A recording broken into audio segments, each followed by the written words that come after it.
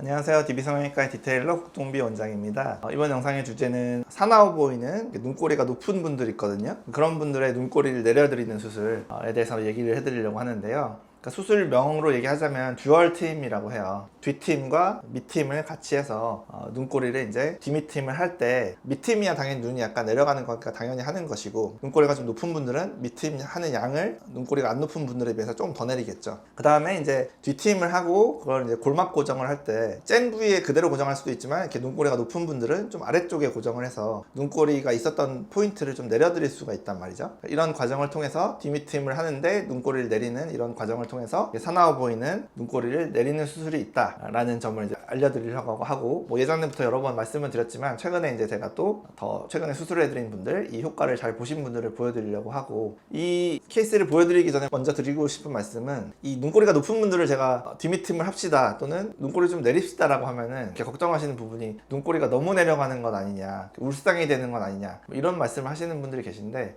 그렇게 해드릴 수가 없어요. 눈꼬리가 높은 분을 내려봤자 평균치, 남들이 가지고 있는 평균치 정도가 되는 것이지, 이렇게 높았던 사람을 이렇게 내릴 수는 없잖아요. 약간 과하게 뒷밑팀이 되거나 눈꼬리 너무 내려서 이제 울상 또는 심한 강아지 상인데 되신 분들이 가끔 돌아다니다 보니까 그런 얘기를 하시는 것 같은데, 그런 경우는 눈꼬리가 안 높았던 분이 좀 화려하게 원하셔서 좀 시원하게 내려달라고 이제 요청하시는 경우가 간혹 있어서 그렇게 수술 되신 분들이 이제 돌아다니긴 하는데, 눈꼬리가 원래 높았던 분들이 그렇게 될 수는 전혀 없다. 그러니까 그런 분들을 보시고 내가 그렇게 되는 것 아닌가라고 우려를 하실 필요는 전혀 없다는 거죠. 눈꼬리가 높았던 분은 아무리 내려도 평균치 정도밖에 되지 않는다. 그 이상 내리는 게 오히려 요구를 하시면 오히려 그게 안 되는 거죠. 눈꼬리 내리는 수술의 어떤 가장 큰 효과는, 그러니까 눈꼬리가 높으면 인상이 좀 사나워 보이게 돼 있어요. 그래서 좋을 게 별로 없거든요. 그걸 약간 내려주면 좀 더 선한 인상이 된다. 강아지 상까지는 아니어도, 보통 올라가 있으면 보통 고양이 상이잖아요. 근데 약간 착한 고양이 상이 된다, 이 정도지 완전 멍멍이 상, 강아지 상, 멍뭉이 상이 되는 것은 전혀 아니다. 그거는 케이스에도 나올 테지만, 안 높았던 사람을 내리면 그렇게 될 수 있는 거지, 높았던 사람은 내려봤자 여전히 고양이 상이다 라고 생각하시는 게 맞겠죠. 제가 실제로 이 수술을 해드린 분들 한번 보여드릴게요.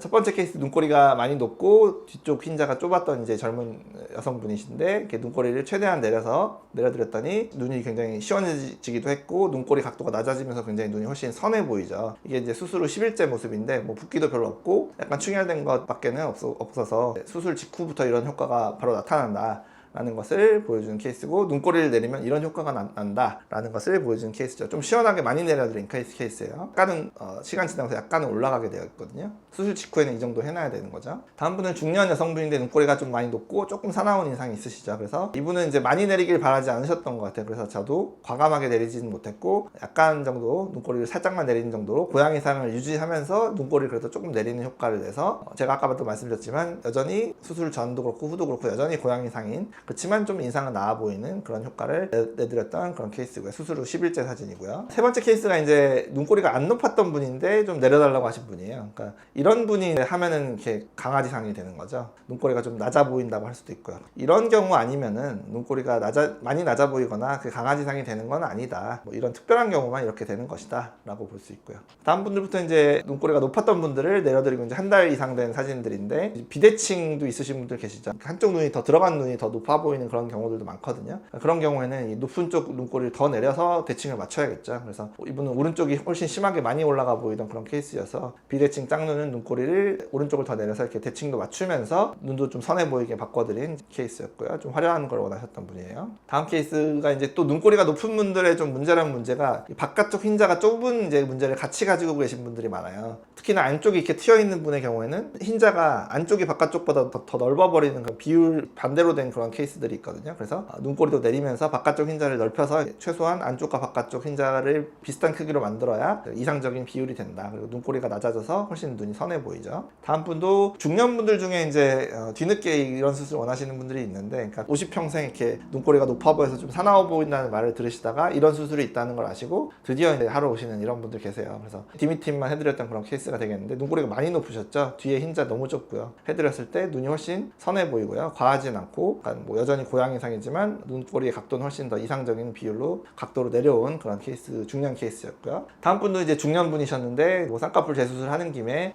듀얼 트림을 하고 싶다. 그래서 굉장히 예쁜 눈을 가지고 계신 고양이상 눈이신데 수술 후가 좀 더 쌍꺼풀도 올리다 보니까 좀 더 화려해지셨는데 어찌됐든 눈도 뒤밑 트림을 해서 훨씬 커지고 화려하고 시원해진 좀 더 화려한 고양이상이 되신 그런 분이 되겠죠. 다음 분의 경우는 이제 약간 눈꼬리가 많이 높진 않았는데 내리기를 바라셨던 분이라서 이제 눈꼬리가 평균 정도 높이 약간은 오른쪽은 높긴 하셨는데 어찌됐든 내려서 약간 강아지상이 되신 그런 케이스였죠. 쌍꺼풀도 높게는 안 하셨기 때문에 훨씬 자연스럽고 성형한 티가 나지 않는 자연스러운 강아지상 눈이 됐던 그런 케이스도 있고요. 마지막 케이스는 좀 화려한 걸 좋아하시는 고양이상의 눈을 가지고 계신 분이셔서 쌍꺼풀도 좀 키워드리고 뒤밑트림으로 좀 눈꼬리도 내렸지만 이렇게 해드렸을 때 화장까지 하고 오시니까 여전히 화려한 고양이상을 유지하면서 눈은 커진 이제 그런 케이스도 있었죠.